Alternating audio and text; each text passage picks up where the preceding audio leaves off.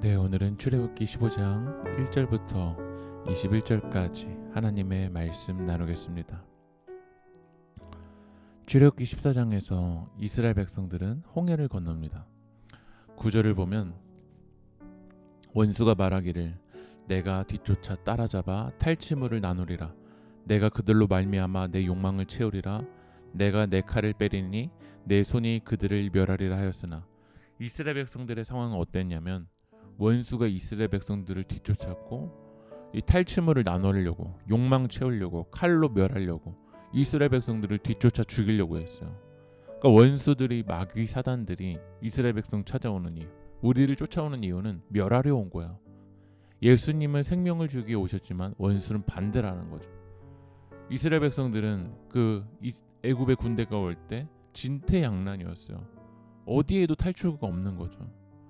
그런데 실제 출애굽기 14장에서 어떠한 은혜를 맛보았냐면 4절 말씀을 보면 그가 바로 병거와 그의 군대를 바다에 던지시니 최고의 지휘관들이 홍해에 잠겼고 최고의 지휘관 병거 군대가 이 바다 홍해 바다에 잠겼다라는 거예요. 당시 세계에서 제일 힘이 센 애굽의 군세가 이스라엘 백성들을 무너뜨리지 못하고 바다에 잠기게 된 거예요. 어떻게 이런 일이 벌어지게 되느냐면 6절에 보면 여호와여 주의 오른손이 권능으로 영광을 나타내시이다. 여호와여 주의 오른손이 원수를 부수시니이다. 주님의 오른손이 권능으로 영광을 나타내셨고 그 주님의 오른손이 원수를 부수었기 때문에 그렇다라는 거예요. 아무리 사단이 우리를 공격해도 하나님의 백성들은 무너지지 않습니다.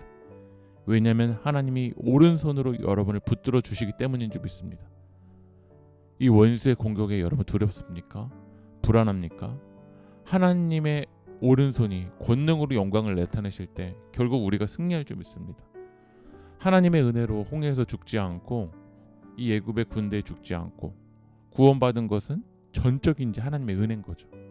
그 하나님의 은혜를 경험한 이들이 무엇을 하냐면 1절에 보면 이때 모세와 이스라엘 자손이 이 노래로 여호와께 노래하니 일렀으되 내가 여호와를 찬송하리니 그는 높고 영화로우심이요 말과 그 탄자를 바다에 던졌습니다. 이 모세와 이스라엘 자손들이 무엇을 하냐면 여호와를 노래하는 거야. 주님을 찬양하는 거야.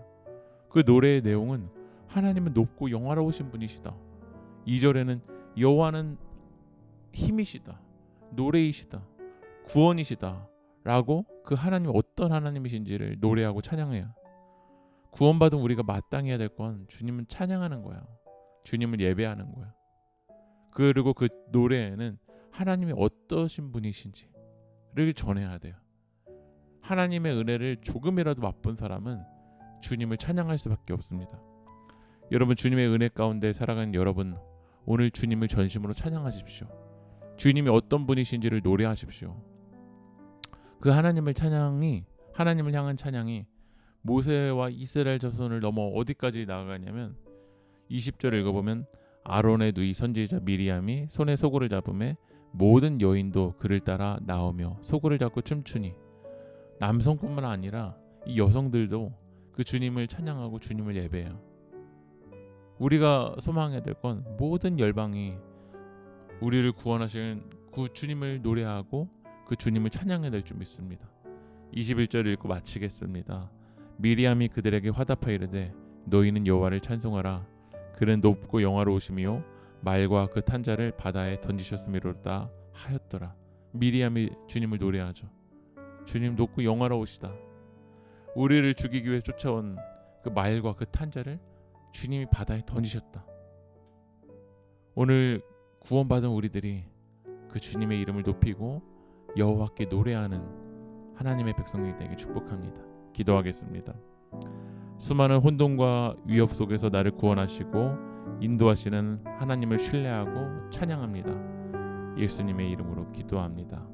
아멘.